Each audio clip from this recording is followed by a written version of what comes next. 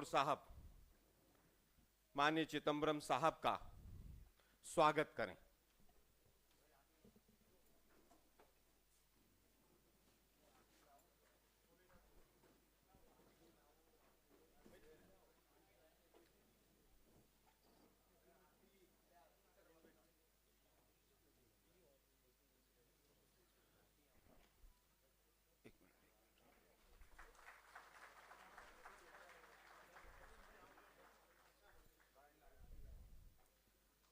मैं निवेदन करूंगा राठवा साहब से कि सीडब्ल्यूसी मेंबर हमारे प्रभारी रघु शर्मा जी का स्वागत करें।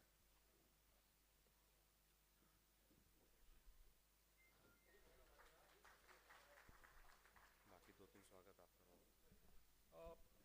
હું માનનીય પ્રદેશ કોંગ્રેસ સમિતિના સન્માનીય કાર્યકારી પ્રમુખશ્રી અને ઉપપ્રમુખશ્રીઓને વિનંતી કરું કે સ્ટેજ ઉપર પધારે। સાથે સાથે હું વિનંતી કરું છું ભાઈ હિરેનભાઈને કે સૂતરની આંટીથી પ્રદેશ પ્રમુખશ્રીનું સ્વાગત કરે।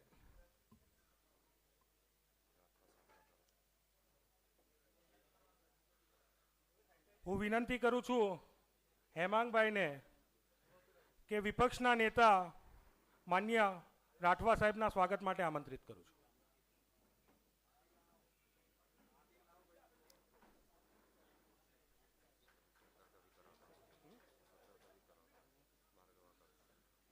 પ્રદેશના સન્માનિત પદાધિકારીઓનું શાબ્દિક સ્વાગત કરીએ છીએ।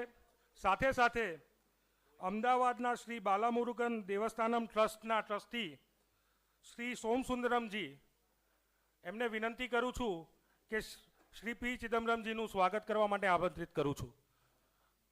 પૂર્વ વિસ્તારનું ખૂબ મોટું ધાર્મિક સંસ્થા છે જ્યાં ખૂબ મોટા પ્રમાણમાં માત્ર દક્ષિણ ભારતના જ નહીં પણ સ્થાનિક ગુજરાત અને અલગ અલગ પ્રદેશના લોકો પણ ખૂબ દર્શન કરવા પધારે છે। તેવા મંદિરના ટ્રસ્ટીશ્રીઓને હું વિનંતી કરું છું કે માન્ય પી ચિદમ્બરમજીનું સ્વાગત। So these are the people from South India. They want to welcome you. They are residing here for a long time in a traditional way.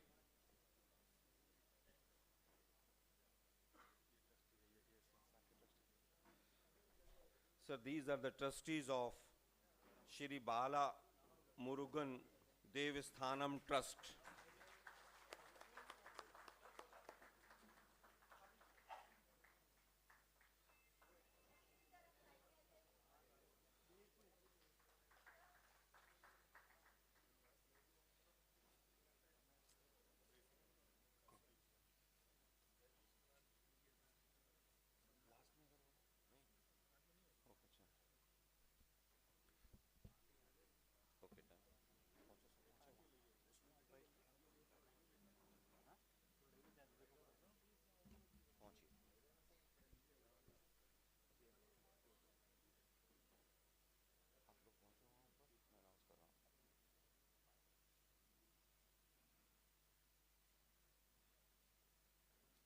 Now I would like to request the media team to welcome Shri Chidambaram Sahab. So this is a small token, a charkha from the media team side.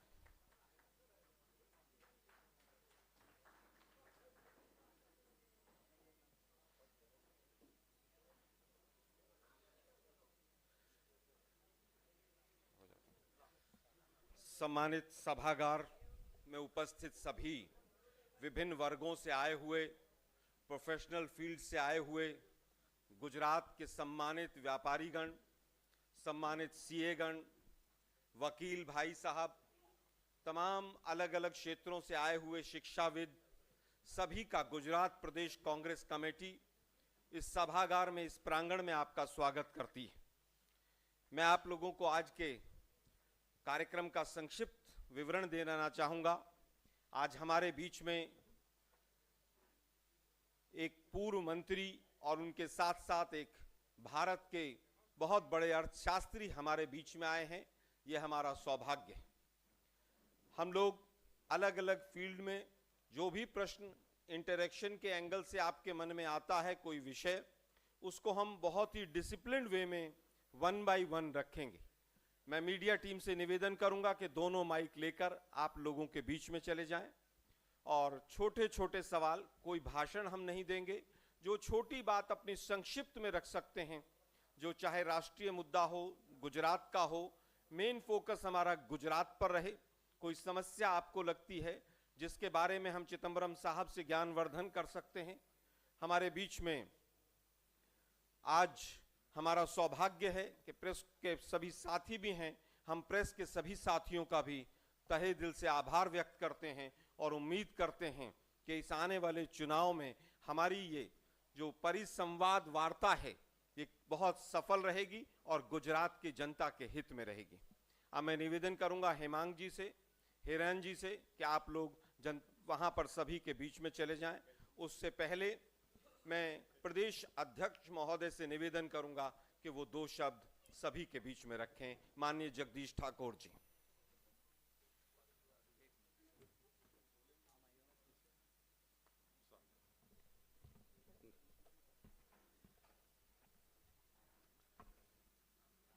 આપણા સૌના આદરણીય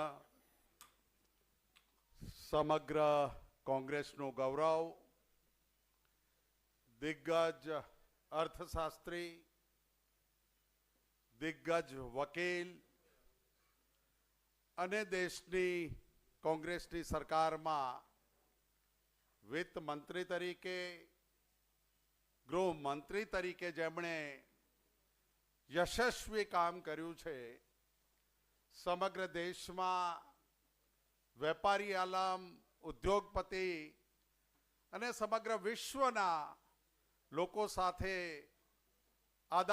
વિચારોનું આદાન પ્રદાન કરીને કોંગ્રેસમાં એવા વ્યક્તિત્વો છે કે જે વ્યક્તિત્વથી કોંગ્રેસ નિખરે છે અને દેશ બને છે, એવા આદરણીય મુરબ્બી चिदम्बरम साहेब, अपना लाडीला इंचार्ज डॉक्टर रघु शर्मा साहेब, अपना कांग्रेस विधानसभा पक्षना नेता सुखराम भाई, आलोक जी, अहिया मान्य जीतू भाई, कुलदीप शर्मा साहेब, पंकज भाई पटेल, बेमल भाई शाह, पंकज भाई शाह, यूनुस भाई, स्टेज पर विराजमान कांग्रेस नो मवड़ी मंडल, વેપાર અને શિક્ષણ ક્ષેત્રે જે કામ કરી રહ્યા છે એવા આપ સૌ મહેમાનો, આપની અને ચિદમ્બરમ સાહેબની વચ્ચે વધારે નહીં રહેતા હાર્દિક સ્વાગત ગુજરાત પ્રદેશ કોંગ્રેસ સમિતિનું ચિદમ્બરમ સાહેબનું કરું છું અને જે આ રાજીવ ગાંધી ભવનમાં શિક્ષણ, વેપાર અને ગુજરાતને આગળ લઈ જવા માટેની ખેવના રાખે છે એવા તજજ્ઞો, એવા બુદ્ધિજીવીઓ જ્યારે રાજીવ ગાંધી ભવનમાં આવ્યા છે ત્યારે ગુજરાત પ્રદેશ કોંગ્રેસ સમિતિ વતીથી આપ સૌ મહેમાનોનું સ્વાગત કરું છું, ગુજરાતનું પ્રદેશના નેતૃત્વને સ્વાગત કરું છું। આપ સૌનું પુનઃ સ્વાગત। જય હિન્દ, જય ભારત। मैं निवेदन करूंगा हमारे बड़े भाई माननीय रघु शर्मा जी से।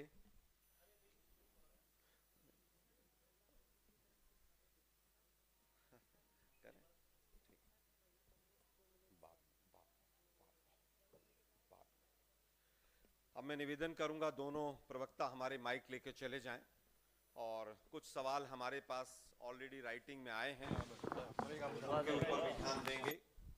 So the main questions are related to the economic condition, the GST, internal security, and the new education policy also.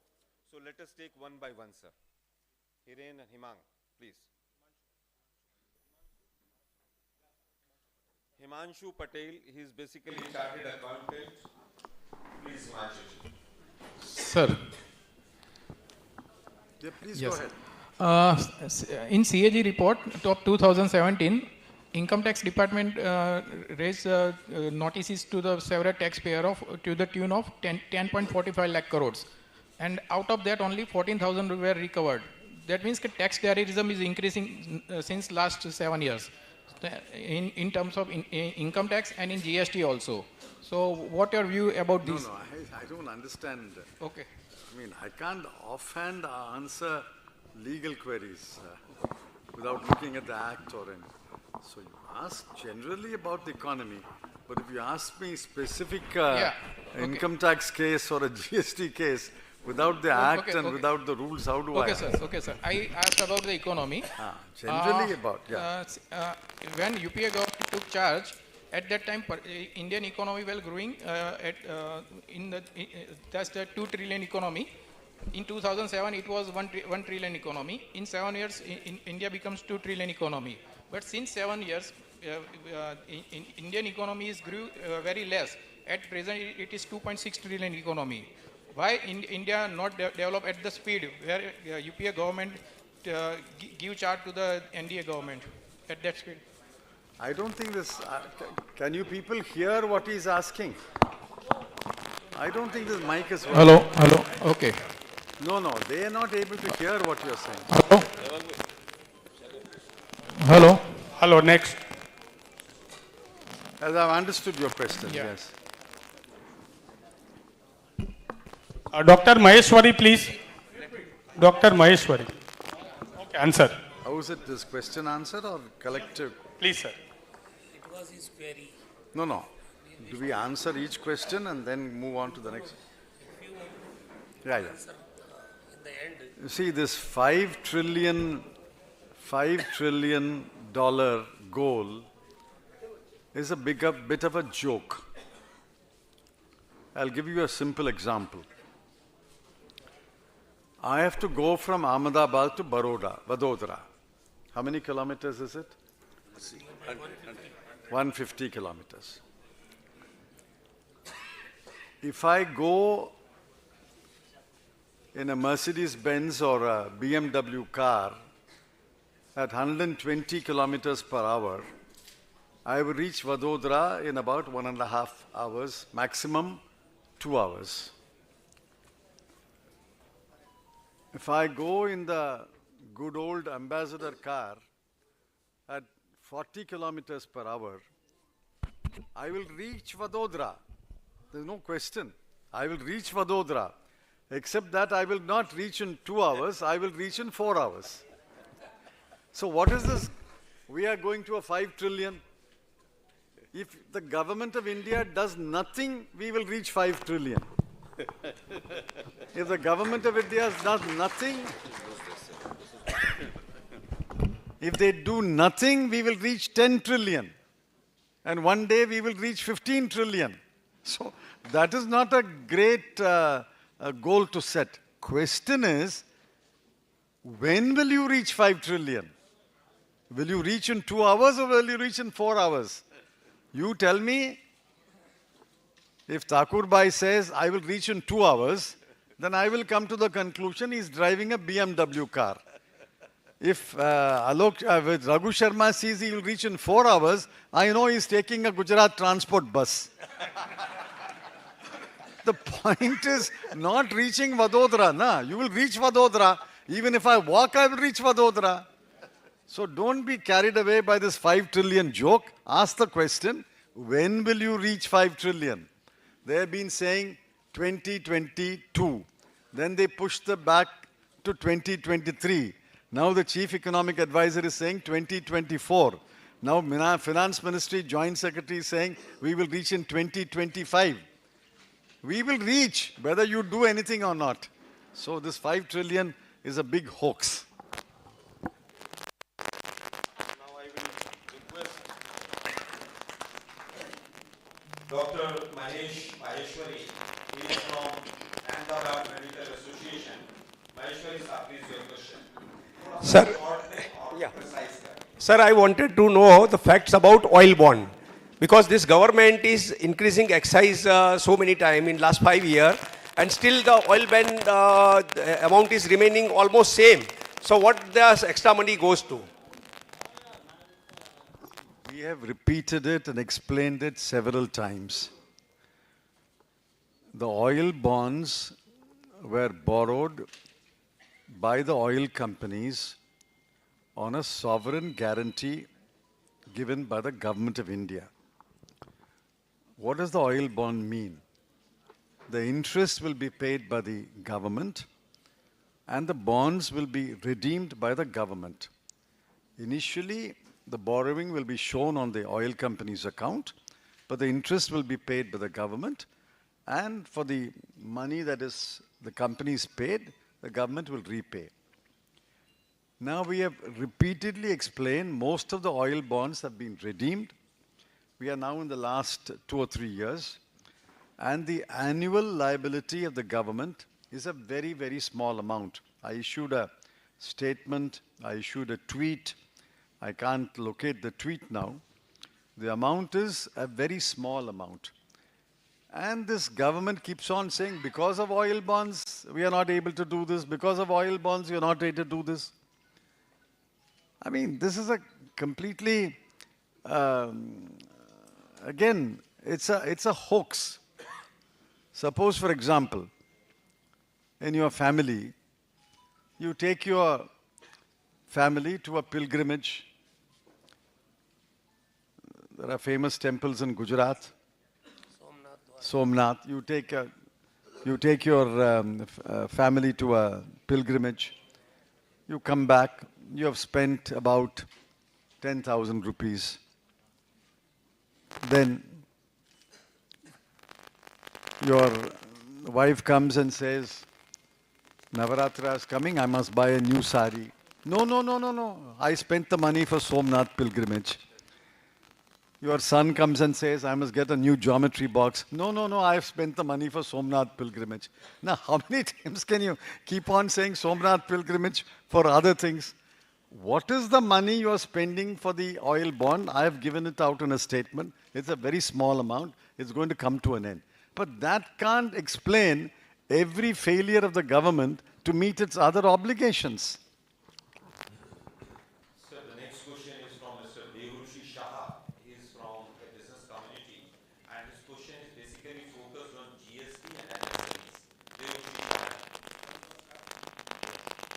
Sir नमस्कार, welcome to Gujarat sir.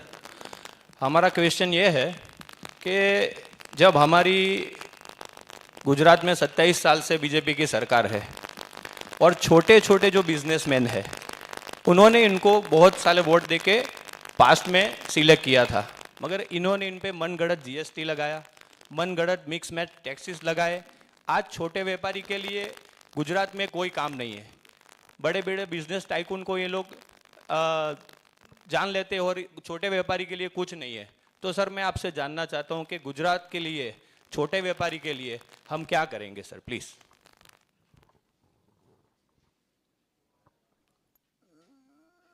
See, the small and medium enterprises, what we call MSMEs, micro, small and medium enterprises, were hit by two things. One, demonetization. Today is the 6th anniversary of demonetization. I don't know how many of you remember. They said demonetization will make cash in circulation, will restrict cash in circulation. This is noise. Practice.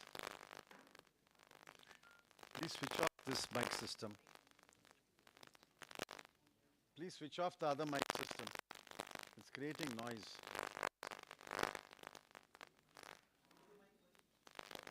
On the date of demonetization, the total cash in circulation was... What is this noise? Why don't you switch it off?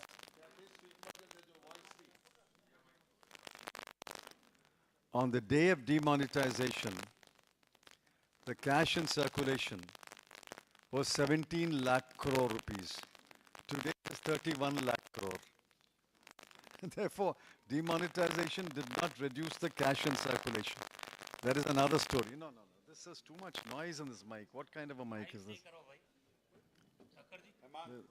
Every time you speak, this only makes noise.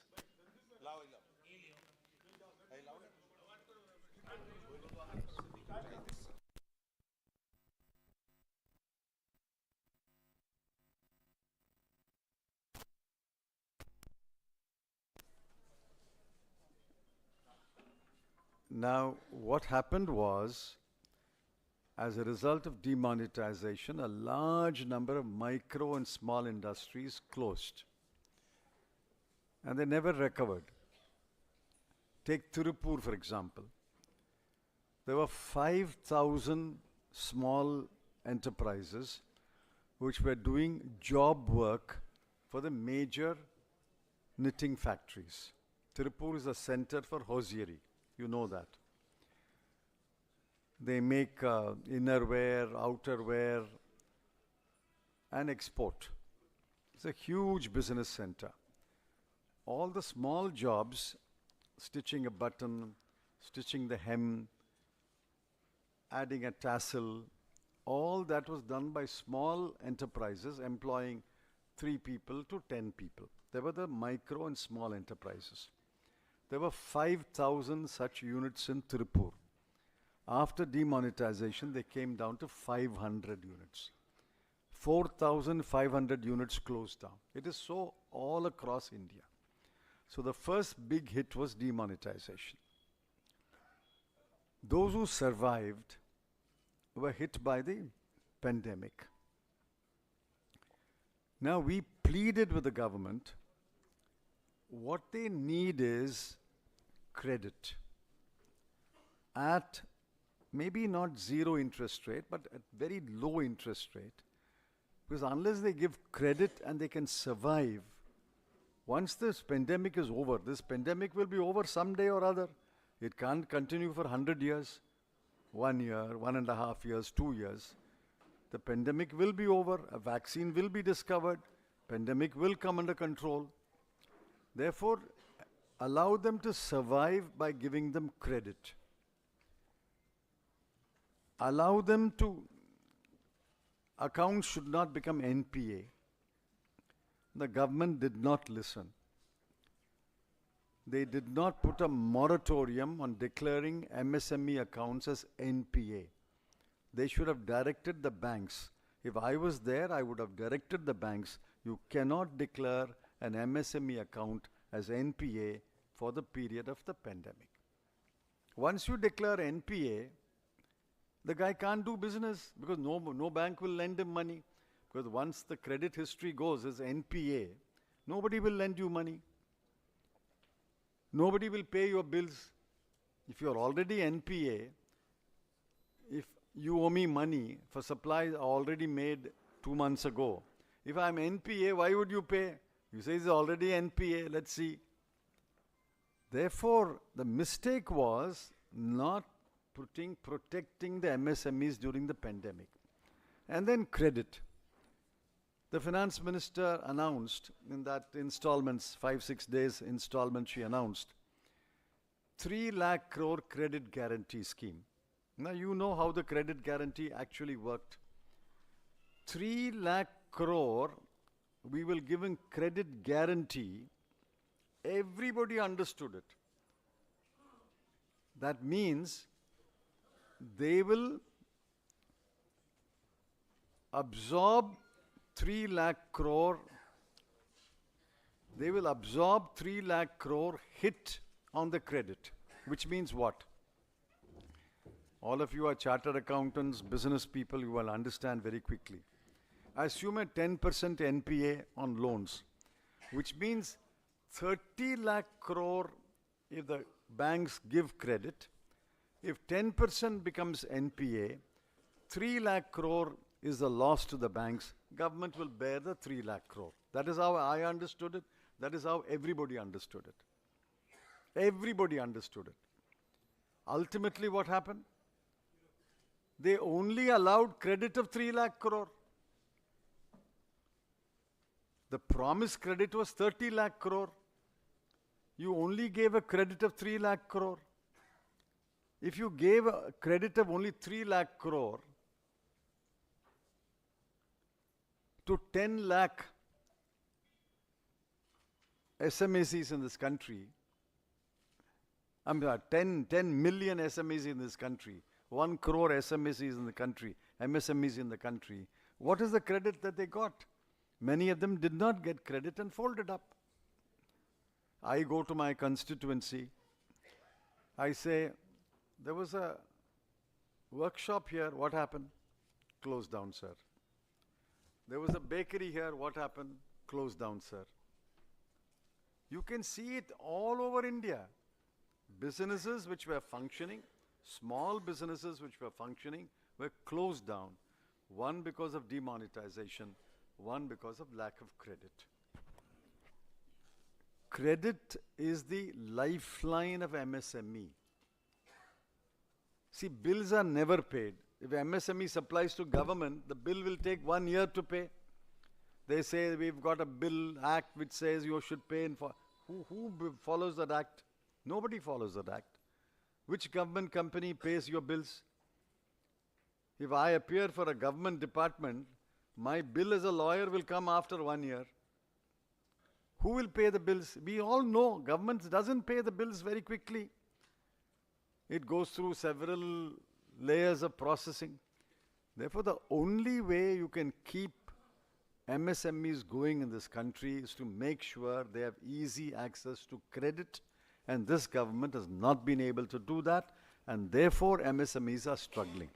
The first thing to do is you must provide abundant credit to MSMEs. आपने बड़ी सरलता से बताया कि किस तरह से MSMEs को अगर क्रेडिट नहीं मिलेगा, मार्केट में लिक्विडिटी नहीं होगी, तो MSME छोटे और लघु उद्योग तो बंद होंगे ही, उसके साथ साथ बेरोजगारी, अनएम्प्लॉयमेंट जो है वो एक बहुत बड़ा रूप धारण कर रही है।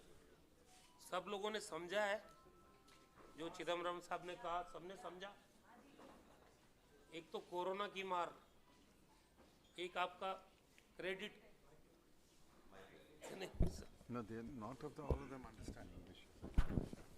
देखिए, 3 कारण रहे जो छोटे उद्योग थे उनके बंद होने के, और बड़ी संख्या में बंद हुए।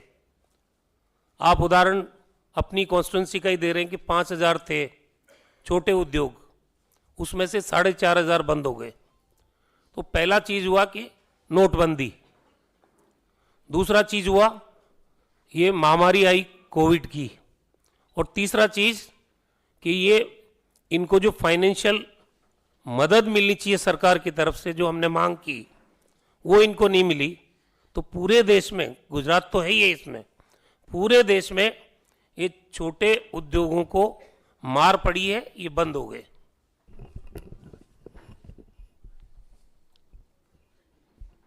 अब मैं निवेदन करूंगा जंकृत आचार्य जी से। Sir, he is basically from education field.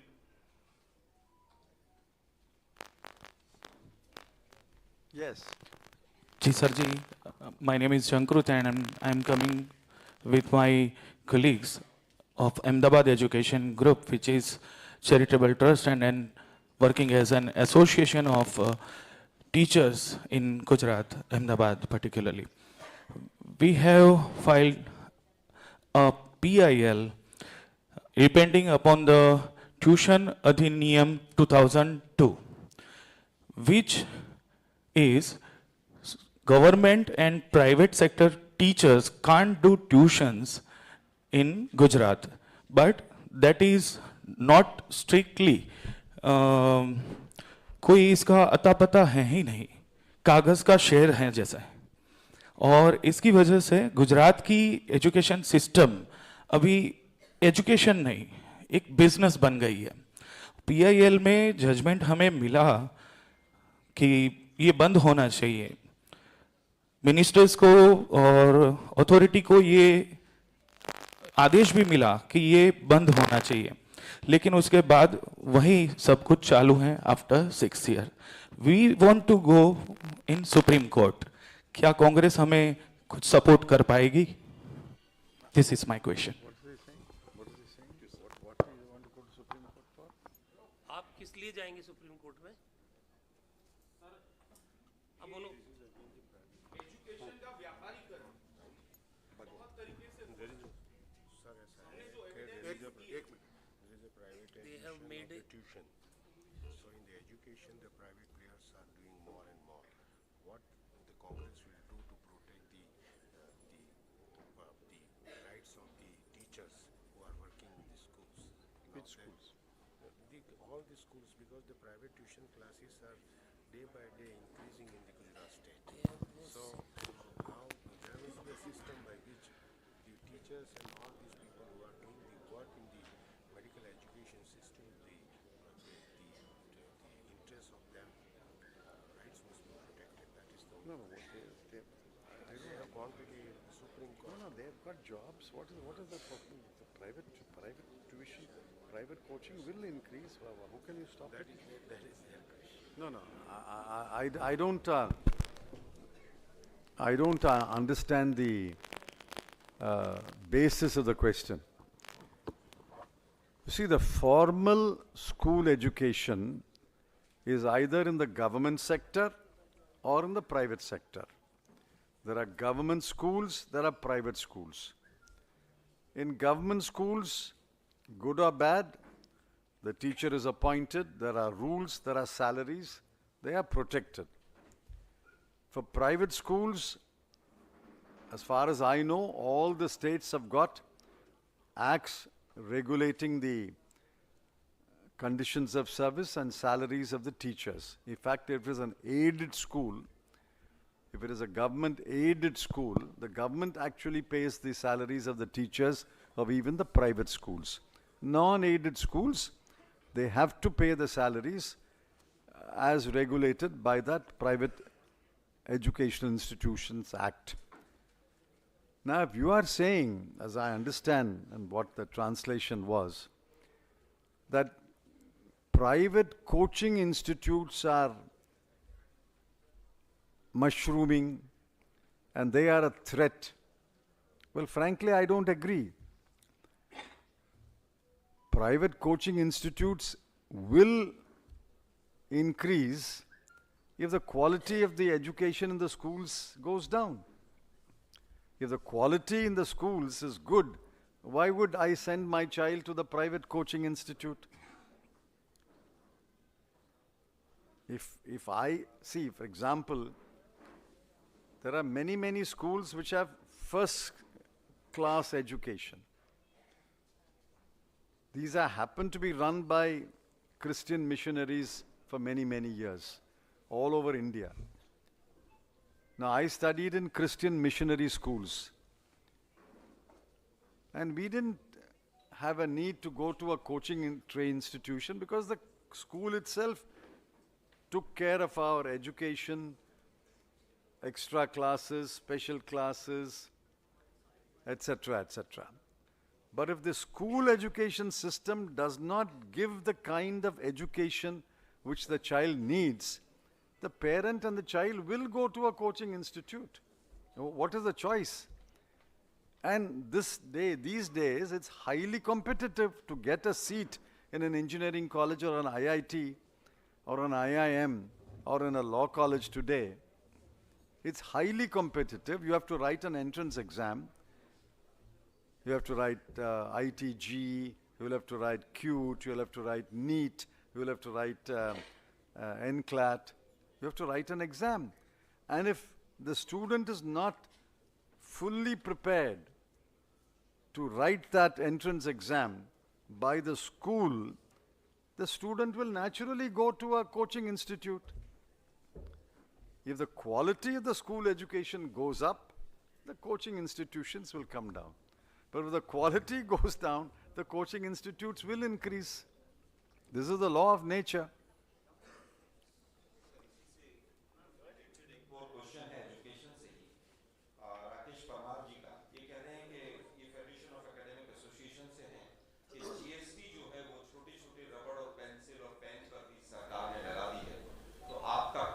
No, that's rubbish. GST was not intended to be put on pencil, eraser, etc. You saw that girl write a letter to the Prime Minister, 13-year-old girl. She name was Niharika or somebody.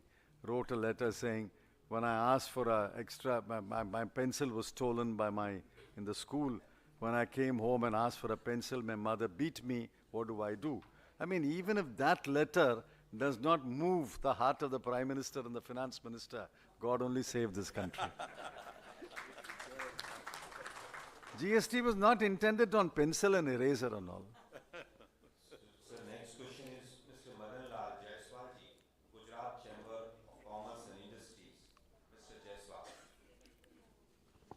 Yes. Sir 2019 में corona आया, उसके बाद ढेर सारे बिजनेसों के अंदर 18-19 महीने तक कोई बिजनेस ना होने के कारण इतना नुकसान हुआ कि जिसकी कोई भरपाई करना मुश्किल है। उसी दौरान लोगों की बैंकों की लोन चल रही थी, उसके अंदर सरकार ने कोई रियायत नहीं दी, इंटरेस्ट के अंदर भी कोई रियायत नहीं दी, तो जिसके कारण हजारों उद्योग आज बंद हो गए हैं। तो कांग्रेस इस बारे में क्या विचार रखती है? I said so. Please sit down. I said so. You allowed a large number of micro, small, and medium businesses to close down, which is the reason for this massive unemployment. If you think there is no unemployment in the country, you're wrong. Just now I saw a statistic pertaining to Gujarat. 3,400 talati jobs. 3,400. 17 lakh applications. 17 lakh applications for 3,400 jobs. Now these are, I'm sure talati qualification must be in this state at least school education, na? At least plus 2 or something, or maybe class 10 or class 12. 12. So 17 lakh boys and girls who have completed 12th standard are without a job. They are applying for a talati job. Why? Because, see, the largest employer in the country is the MSME sector. Largest employer. They employ 2 people, 3 people, 4 people, but you multiply by 1 crore. Then you have 5 crore jobs, 10 crore jobs. When they got closed down or they cut back on their production, unemployment rose to this level. You see, MSMEs have to be revived. And the Congress is very, very clear. In a large country like India, with such massive unemployment, the answer is not only to build big steel mill and big cement plants and big power plants. They are required, I'm not saying so. But they will not create jobs. Take, for example, a power plant today. 1200 megawatt, 2 into 600. 1200 megawatt will today cost 7,200 crore rupees. 6 crore per megawatt. 7,200 crore rupees, roughly. If you spend 7,200 crore rupee, you will create 1,000 jobs. Maximum. Maximum you will create 1,000 jobs. But if the 7,200 crore rupee is made available to the MSME sector, they will create 1 lakh jobs. So we are absolutely clear in my mind, in our mind, that we must provide all the support necessary for micro, small and medium enterprises, which alone will give jobs to 10th standard and 12th standard. A big power plant and a big sophisticated iPhone manufacturing plant won't give jobs for these 8th standard, 9th standard, 10th standard. Please remember, out of 100 students who enroll, only 25 crossed class 12. 75 stop with class 12. We have to find jobs for them also.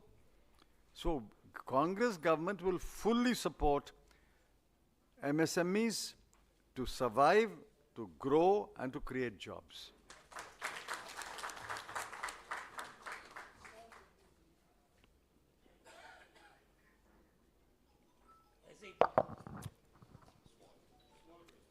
Sir, रोटी, कपड़ा और मकान, इन तीनों चीज़ों पे तो कोई भी टैक्स नहीं होना चाहिए, ऐसा आम पब्लिक और सभी लोग मानते हैं। ये जीवन ज़रूरत की चीज़ें हैं सर। तो इसके बारे में, और दूसरा एक छोटा सा सवाल और है भारत देश के जो करदाता हैं वो टैक्स एकदम राइट टाइम भरते हैं। जो कमाते हैं उसके ऊपर सरकार ने नियम नक्की किया, उसके हिसाब से पूरा भरते हैं। जैसे कोरोना की आपदा आई, ऐसी कोई आपदा के समय क्या सरकार की कोई जिम्मेदारी नहीं होती कि उनको कुछ दिया जाए?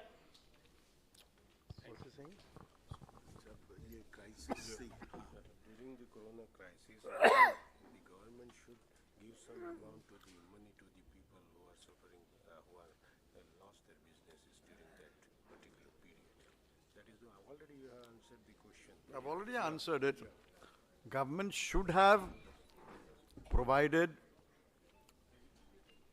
We even said there must be cash transfer to the very poor families during the corona.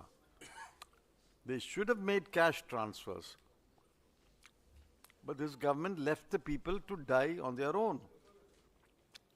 Look at the number of people who are marching from Mumbai and Pune and Ahmedabad to Bihar and Uttar Pradesh. They died on the way. That is the biggest migration that happened after 1947. And you saw the bodies on the banks of the Ganga. There's no place even to cremate the bodies. They just left the bodies on the banks. Bodies were floating on the river. Who are these people? They are not the rich people. They are not the people with regular jobs in government or private sector. They are daily laborers and casual laborers, the poorest of the poor. We said cash transfer must be given to the poor. At least the bottom 20% should have got cash transfers.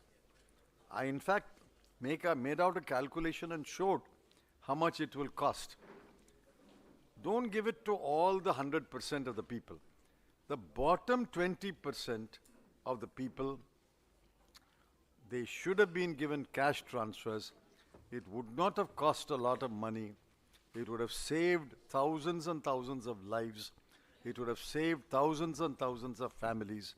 But this government refused to make cash transfers to the very poor. That is why in Gujarat, the official number of COVID deaths was one number. We did, and I published the numbers. We collected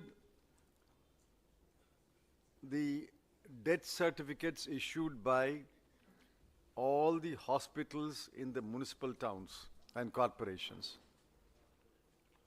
Fortunately, in this country, death certificates are still being issued if somebody dies in a hospital. They can't fudge that. So when we collected the number of death certificates, say in Rajkot, Vadodara, Surat, and compared it with the government number, there was a difference, a huge difference of 2:1, 3:1, even 4:1. We published it. And then government belatedly accepted, yes, as the number of people who died are more than. These are the poor people who go to a government hospital, die, a death certificate is taken in the hope that some compensation will come, but it is not reflected in the government records. See, in Corona time, I found that this government did not have a heart. Only a government with a heart will go out to help the poor people.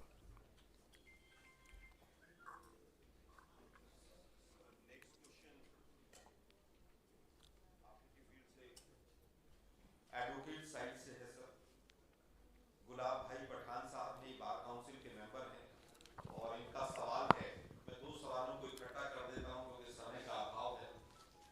Sir, पहला तो इनका सवाल SIT को लेकर है कि जो मोरबी की एसआईटी बनी है वो पूरी तरह से एडमिनिस्ट्रेटिव है। क्या वो उन लोगों को न्याय जस्टिस मिल पाएगा जो सैकड़ों लोग मोरबी में जिनकी जान चली गई? And this was completely act of fraud. दूसरा सवाल सर, दो सवाल है sir. I'll answer the first one. Yes. What is this SIT? Now, I wrote a column on Sunday. It's been published in many languages. We know that no tender was called. Does it require an SIT? You have to simply go to the Morbi Municipal Council and say, where is the tender form? Where is the tender file? If he has no tender file, you come to the conclusion no tender was issued. You don't require an SIT for this. हाँ वही sir Number मेरा two, just a moment. Why are you in a hurry? Sorry. Why are you in such a great hurry? The second question is, did Oreva have the expertise of building bridges and repairing bridges? The whole world knows the answer. Oreva is a clockmaker. Oreva never built a bridge. Does it require an SIT? The third question is, what was the terms of the contract? There was an agreement signed. What was the terms of the agreement? I will tell you the terms of the agreement. It is available. Oreva will spend money at its own cost and collect the fees from the visitors at 15 rupees per adult and some 12 rupees per child for the next 15 years without any interference by the municipality or the government. This is the agreement. Did he spend any money? Now, the fact that he did not spend is the fact that the bridge collapsed. And whether he, now it's very clear, he only painted and polished the cable. He did not replace the cable. It was a rusted cable. All that is available. The rusted cable is lying in the water. This does not require an SIT. Who did the work? That also is known. Oreva did not do the work. One Dev Prakashan company, we did the work. That company has also never built a bridge. Next question is, did he get permission? Did he get a fitness certificate? No, because no government authority says I gave a fitness certificate. Did he inform the municipality or the government and get permission to open the bridge? No. The municipal council's chief officer says, I did not know he was opening the bridge. The Morbi police says, I don't know they're going to opening the bridge. So what is this SIT? Every fact is known. Every fact is known. You should simply file a charge sheet, send it to a trial court, judge, and ask them to frame the charges and try the person, and the judgment should come in 1 month. What is there for an SIT in a matter where everything is known? I don't believe in this SIT.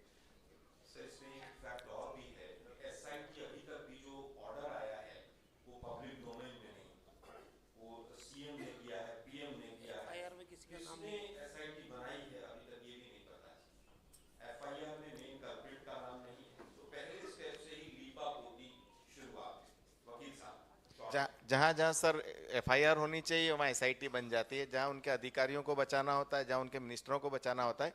और दूसरा sir सवाल मेरा है advocate protection act के लिए कि sir वो parliament कई टाइम से पूरा protection act advocate protection act तैयार है पर उसको पार्लियामेंट में रखा नहीं जा रहा है, तो हमारी पार्टी का क्या स्टैंड होगा?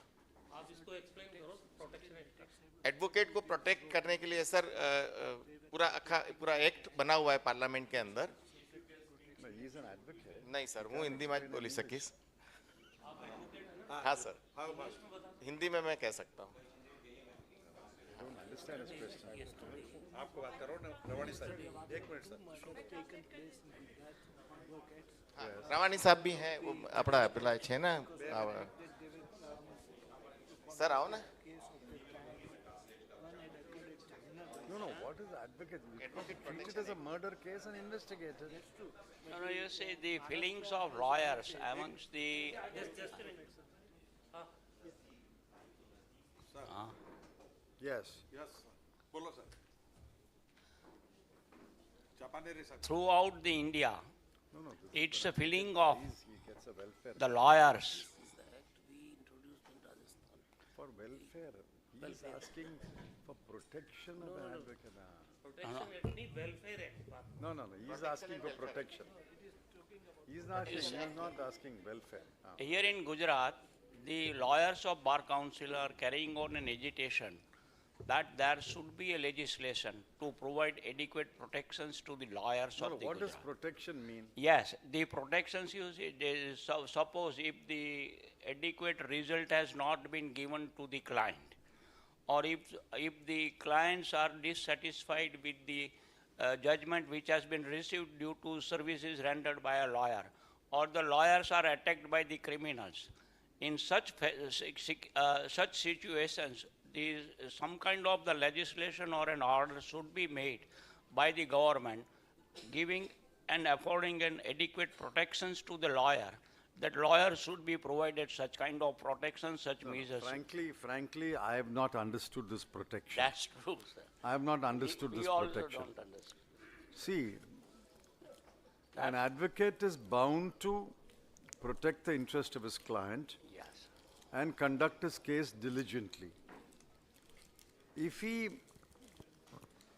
misconducts himself, the Bar Council Act is already there. Just like a doctor, negligence,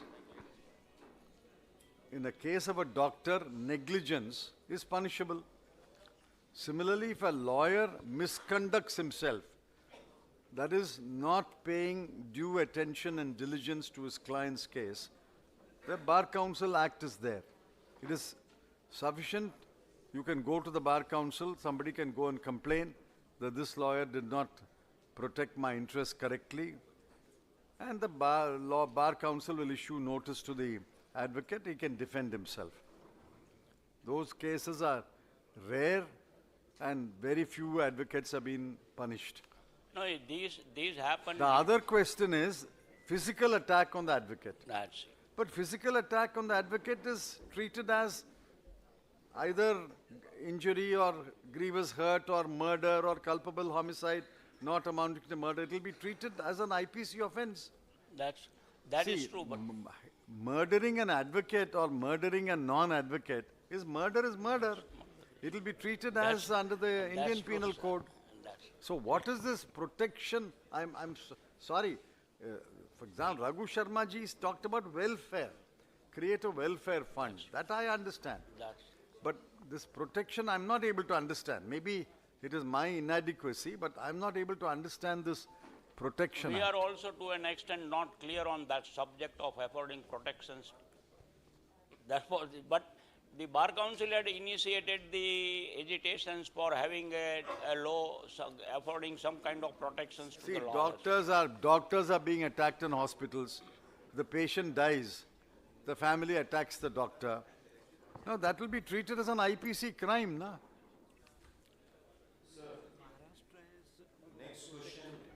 What does it protect against? Please read it. What does it protect against? अगर मेघराज मोदवानी जी ये इलेक्ट्रॉनिक्स एसोसिएशन की तरफ से हैं एक Yes. आपको memorandum की shape में कुछ पेपर्स भी सबमिट करना चाहते हैं Yes. Sir next question Thank you. जेनी ठूमर महिलाओं की तरफ से दो सवाल इनके मुंह पे हैं पहला सवाल कोरोना का मिसहैंडलिंग और दूसरा महंगाई कि महिलाओं के ऊपर बहुत महंगाई की मार पड़ रही है गुजरात में अगर हमारी सरकार आती है कांग्रेस की तो हम क्या करेंगे Sir, as Alok Sharma ji has said, I have two questions. First of all, as we are on election going state, तो कोरोना में जो mishandling हुआ, people died, as you said, कि death certificate they have issued, but there are so many death certificates in hundreds or thousands that they haven't written that this death has occurred by the corona.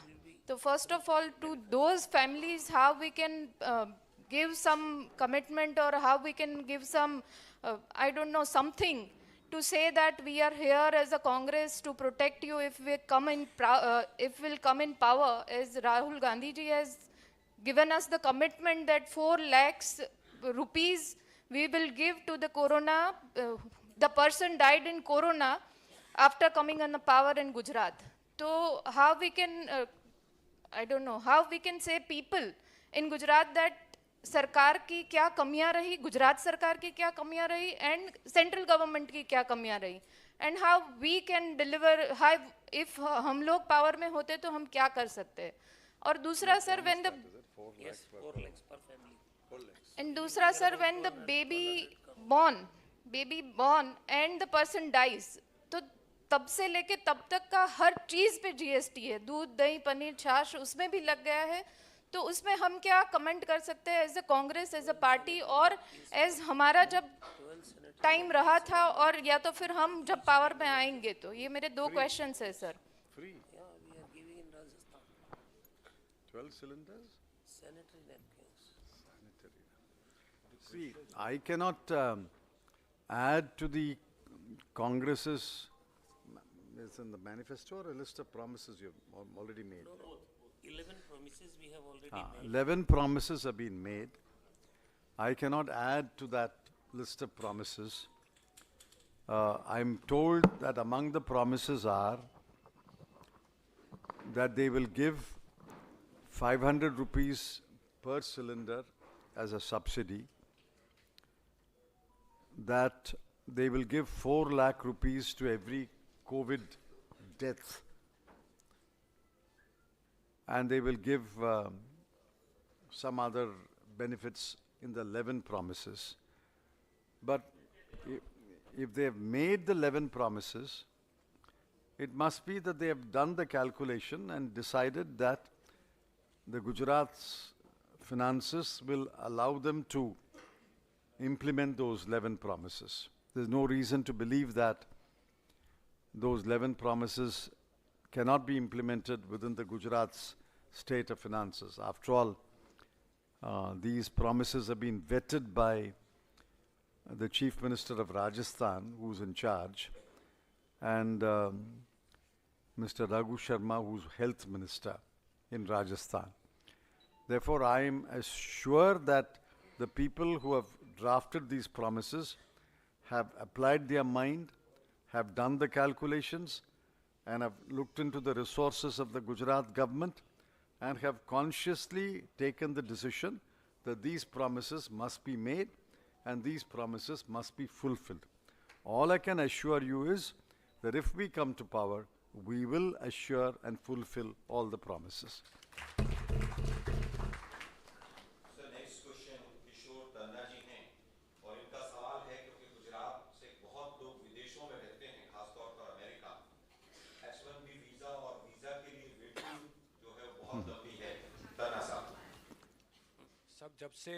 जब से साहब मोदी साहब ने हावड़ी drop किया है, तब से हमारे गुजराती लोगों को न तो जाने का वीज़ा मिला है, हमारे बच्चे को न आने का वीज़ा मिला है, और लाखों लोग अमेरिका में गुजरात के हैं.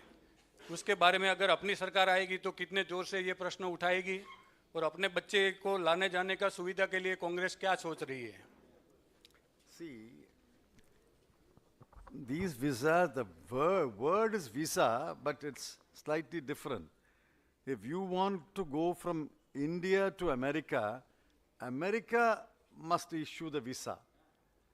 If you want your relative or child settled in America to come to India, Indian government must issue the visa. Now, wait. That's one.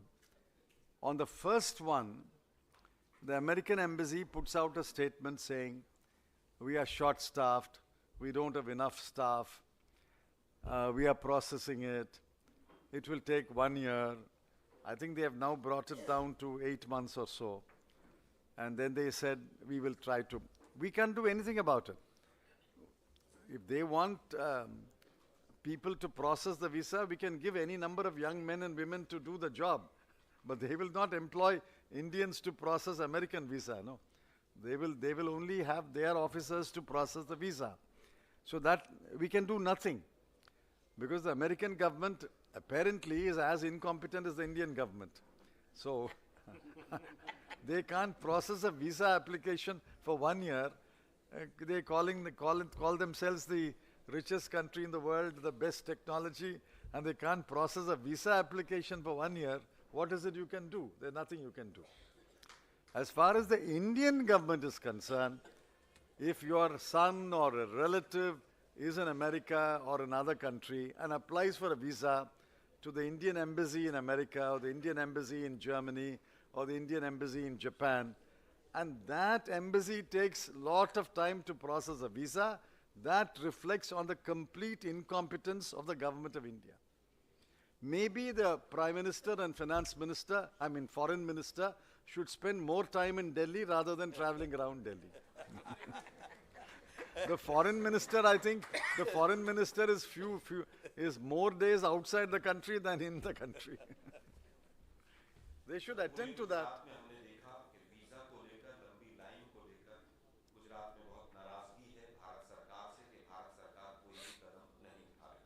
It's completely wrong. There's no reason at all. There's no reason at all. You see, every embassy in India is authorized to issue a visa. Every consulate in India is authorized to issue a visa, wherever they are. In America itself, we have, I think, 6, 7 offices to issue a visa. I remember I was in America as a visiting officially when Indian embassy officer Shashpavan Singh was meeting me, and he said, I have to go tomorrow to Dallas, Texas, to open a office to process visas. Therefore, we have opened a large number of offices. I don't know why they are not able to process the visa applications quickly. It just shows either incompetent management or incompetent supervision. Somebody in the External Affairs Ministry must take special interest and address the issue of visa, so that visas are issued, all right, not in 1 day, 2 days. Visas are issued in 10 days, 15 days. At least visas must be issued. It's not impossible. It can be done if provided you have the technology and the commitment to issue visas. I think visas can be issued in 15 days.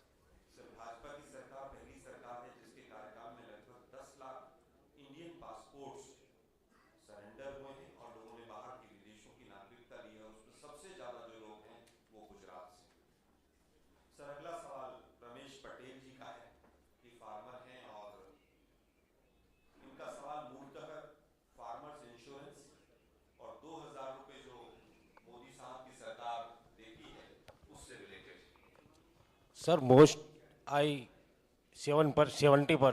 economy depend on agriculture sector. But sir, I question most के no any sector जो MSP purchasing system है, no any infrastructure in Gujarat. Food and Supply Officer of Government of Gujarat who do this work, not special अधिकारी को निमणूक नहीं करते और food और supply officer ही इसका नियमन करते हैं. इसकी वजह से ओनली 15% गुजरात गवर्नमेंट परचेजिंग पेडी क्रॉप और other crops. 85% farmers are grow in APMC and he sell his products below the MSP rate. Second question, sir, government closed the PM Kisan Yojana in Gujarat. तो I promise कि कांग्रेस क्या promise करती है इसके बारे में.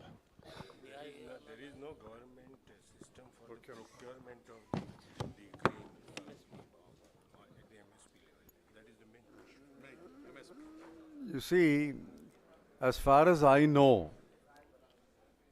Mr. Modi does not believe in the system of government procurement and MSP. He does not believe that. That is why he brought the 3 farm laws. the 3 agricultural laws that he promulgated, Ordinance and then Act, would have effectively killed the Mandi system, would have killed the Agricultural Produce Markets Act, would have killed the MSP system. Because private trade would have entered the picture and fixed the price. He believes that the procurement system and the MSP system and the Mandi system is bad for agriculture. Whereas millions and millions of farmers like you believe that the only protection they have is the MSP system, the procurement system, and the Mandi system. On the one hand, you have millions of people who believe this is the correct system. If there are any weaknesses in the system, they must be rectified. That is millions of farmers. This side, there is a Prime Minister who does not believe in it. So what do? If I say something today, sections of Gujarat will become upset. If millions of people believe in something and your Prime Minister does not believe in that, I have a simple solution. You have to change your Prime Minister.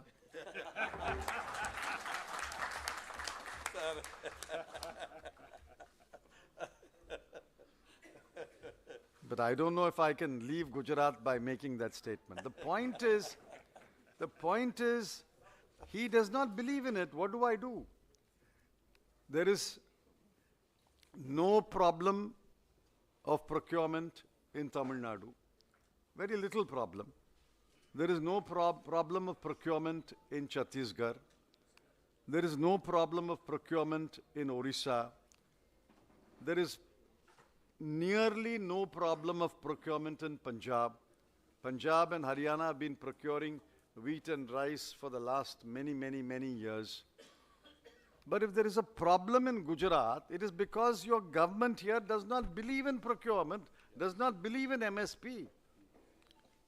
The power is in your hands. You change the government. My government, the Congress government, believes in procurement, believes in MSP, and we will continue procurement. We will believe in MSP. Sir next question हेता bank की तरफ से ये कहती है मैं जब भी बैंक में जाती हूँ अंदर पैर रखती हूँ तब भी पैसे कट जाते हैं बाहर निकलती हूँ तब भी पैसे कट जाते हैं सर ये जी सर बैंकिंग सिस्टम में जो minimal balance current account 10,000 rupees रखना पड़ता है और सेविंग्स अकाउंट में 1,000 रुपीज़। अब छोटे व्यापारी है उसका बैलेंस 10,000 अगर उसको रखना पड़ता है तो बहुत दिक्कत हो जाती है क्योंकि हमारे वहाँ सिस्टम में पेमेंट्स आते हैं जाते हैं। मेरा अकाउंट था, मैं करंट अकाउंट में हम लोग बिजनेस करते हैं तो 10,000 मिनिमल बैलेंस नहीं रहा, 9,000 रहा। बीच में ये कोरोना की वजह से कुछ बिजनेस नहीं हुआ। What do they cut if you go below the minimum? What do they cut every month? Every percentage charges होते पर minimum 10,000 तो बैंक में रखना है। No, if you go below 10,000, what is the penalty? There is a penalty. नहीं, 1,000 rupees savings में 300 rupees penalty. अभी मेरा एग्जांपल है, मेरा 10,000 से कम बैलेंस रहा, 2 साल मेरा बिजनेस नहीं हुआ, 33,000 रुपीज़ मुझे बैंक को देना पड़ा और फिर मेरा अकाउंट चालू हुआ। तो 33,000 रुपीज़ उसने खाली 3 साल अकाउंट पड़ा रहा उसमें उसने काट लिया। तो ये बहुत दिक्कत वाली बात हो जाती है। और ट्रांजैक्शन चार्ज कट जाते हैं। अगर मैंने किसी को पैसा दिया तो भी चार्ज कट गया, पैसा आया तो भी चार्ज कट गया, चेकबुक लिया, स्टेटमेंट लिया, सभी में चार्ज कटता है। खुद का उठाया तो भी चार्ज दो, खुद का डाला तो भी चार्ज दो। पैसा वापस लिया तो भी charge No, not in only in ATM. Only 3. Not in bank. There is no charge if you withdraw from a bank. ATM, three transactions a month, no? Something like that. You see, you remember when we were in power and Dr. C. Rangarajan was governor of Reserve Bank, we started what is known as zero balance account. We said you can start a bank account without any balance. Just go and register. And whenever you get 5 rupees, 10 rupees, 15 rupees, you can put it there. We gave a direction to all the branch managers, open as many zero balance accounts as possible. They opened a large number of accounts. Now these people came and changed the name to Jan Dhan account. Jan Dhan account.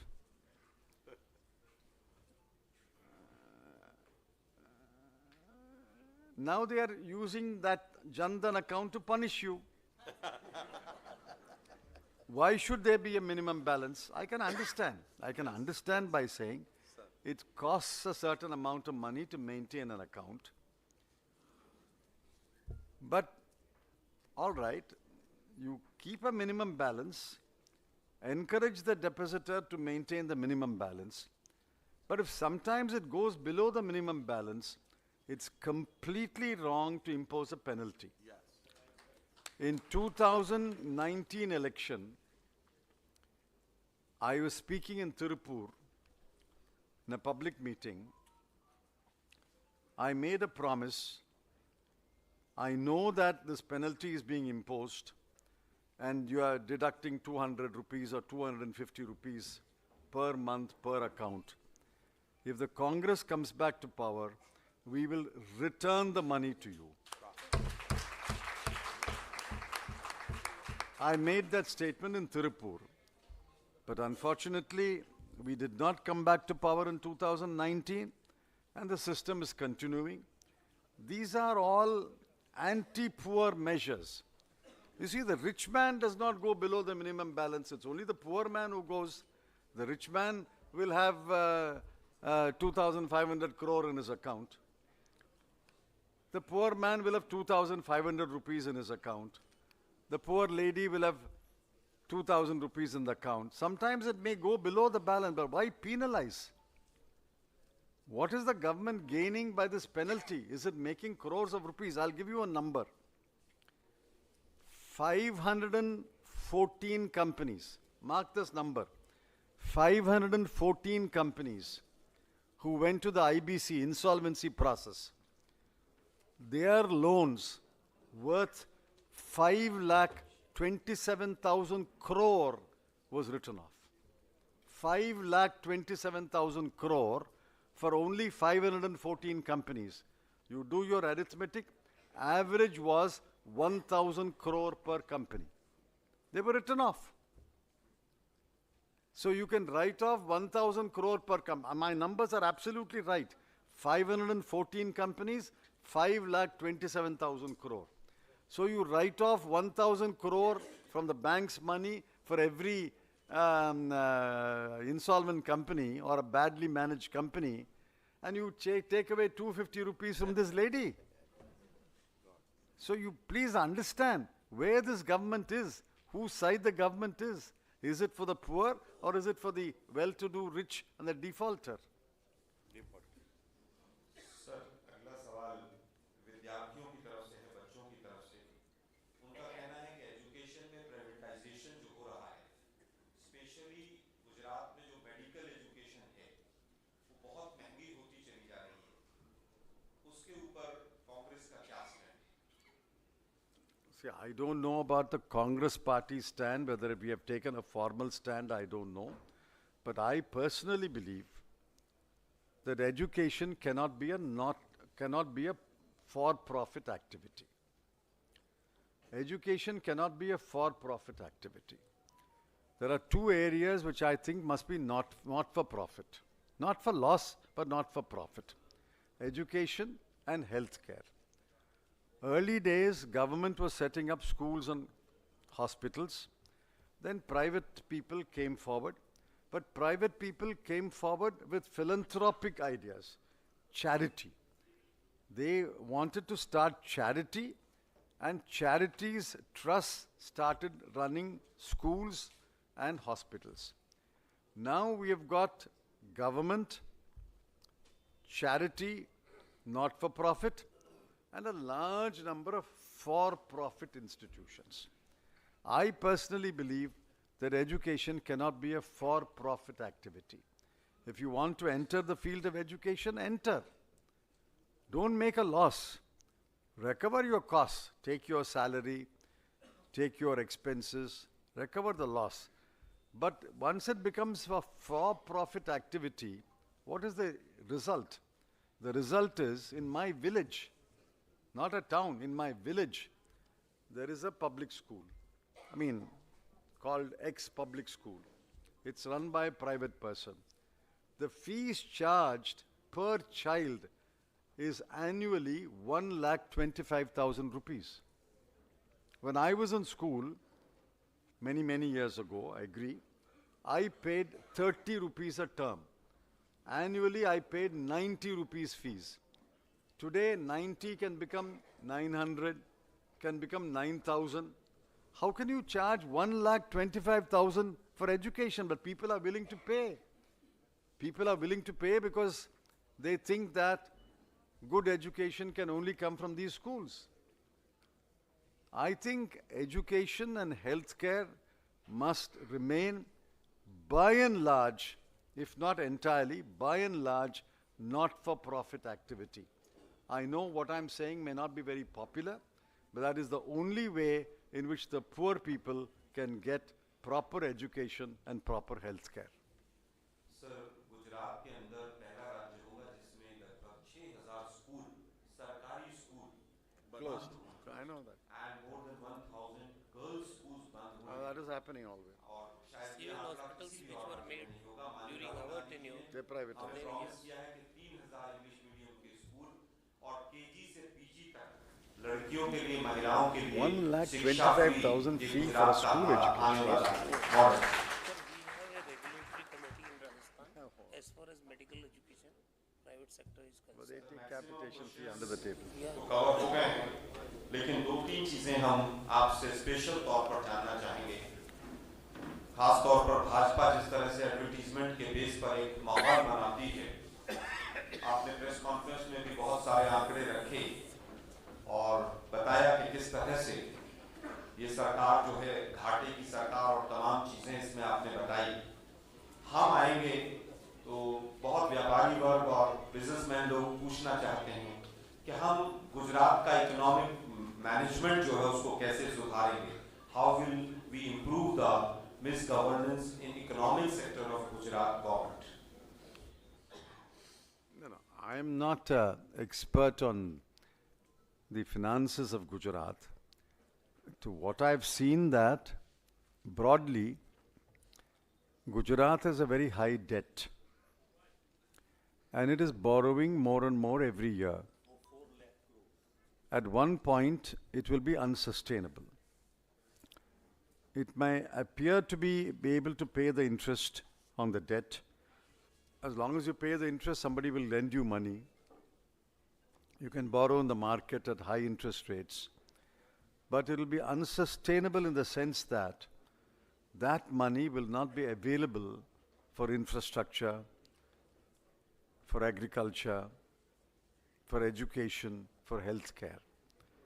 If you keep on borrowing and you keep on paying more and more interest and committing most of your revenues for interest payment, then you won't have enough money to pay for education, healthcare, infrastructure, welfare measures. You won't have it. So I think the first thing is to put the finances of Gujarat right is to make it sustainable, which means borrowing must be cut down and interest payments must be cut down. The second thing that I would advise a Congress government to follow is to make sure what your priorities are. What are your priorities? We must decide what our priorities are. Is our priority to build a new parliament building? Is our priority, now come and see that earlier Rajpath, now Kartavyapath. What has changed? Nothing has changed. The same blacktop road, the same lights are there. I can't see any change. When the new parliament opens, we'll see whether there is a change. But in the Kartavya path, I don't see any change. Now you are spending thousands and thousands of crores. I'm told the vice president's house, they are building a vice president's house, and I've tweeted about it. I said Venkaiah Naidu Garu must reject this proposal. The vice president's house is being built for some 265 crore. Now why do you need a vice president's house for 265 crore? Are you building Buckingham Palace here?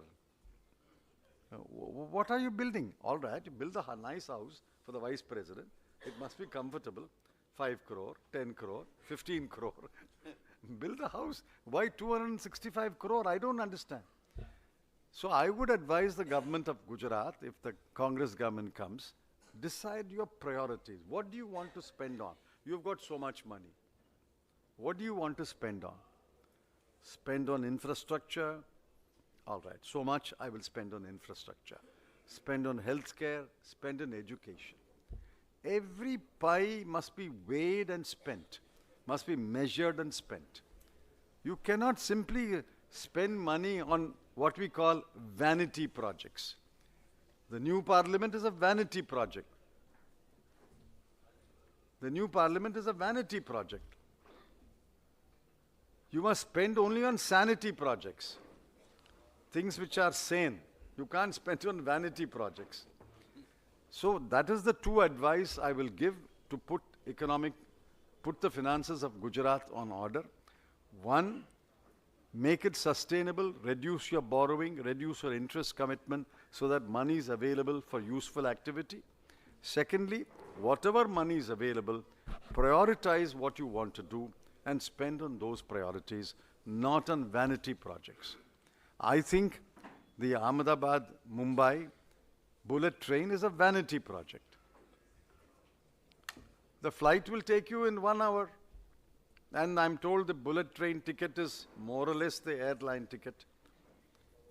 All right, speed up your existing trains. If the existing train runs at 60 kilometers per hour, you can always make it 80 kilometers per hour. So vanity projects must be avoided, and we must only spend. See, please understand one thing. We are all here more advantaged people, more privileged people, including me and you. We are better off. We don't go hungry to bed. We have got sets of clothes. We have got enough food on the table. Our children wear good clothes, eat good food, eat fruit, eat nuts, drink milk, eat vegetables, eat chocolates, go to school. But please remember, there are 20% of India is extremely poor. 20% of India is extremely poor. What about Gujarat? Numbers published by government itself show that something like 20% are extremely poor. All right, cut out 20%. 15% are poor. If 15% are poor, that means 1 crore people are poor. Out of a population of a little over 6 crore, 1 crore people are poor. Now what do those poor people want?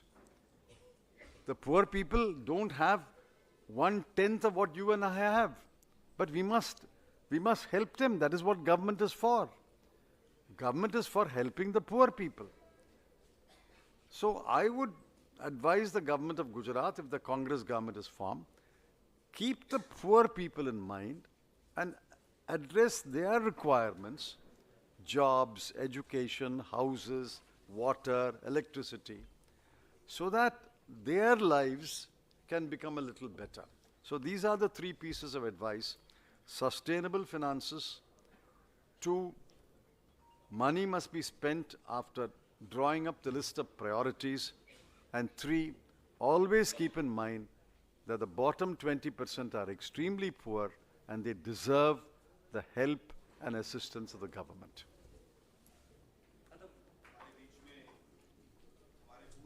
Gujarat Pradesh Congress committee के अध्यक्ष भरत भाई भी आए हैं, उनका भी स्वागत करते हैं। पापी भाई से उनका माल्यार्पण के साथ उनकी माला के साथ स्वागत। भरत discussing. बहुत सारा आज हमें ज्ञान मिला तमाम विषयों पर। चिदम्बरम साहब जो चीजें बहुत अनसुलझी रही उनको आपने बड़ी सरलता से बहुत सिंपल लैंग्वेज में सभी को समझाया।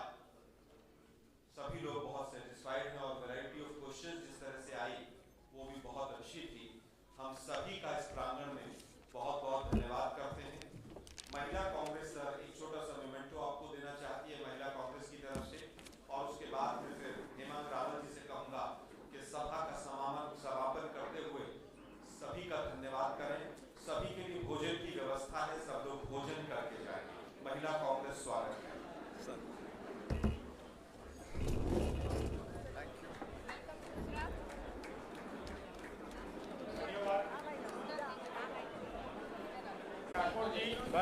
माननीय विरोध पक्षना नेता राठवाजी, माननीय पूर्व प्रदेश प्रमुख भरतसिंह सोलंकी जी, आलोक शर्मा जी, जेनीबेन फुम्मर, आ कार्यक्रम का कोऑर्डिनेटर भार्गव भाई ठक्कर અને સમગ્ર વેપારીઓ, મહિલાઓ, શિક્ષણવિદ, વકીલશ્રીઓ, પ્રોફેસર અને સમગ્ર સોશિયલ મીડિયા ટીમનો આ તબક્કે હું ખૂબ ખૂબ આભાર માનું છું।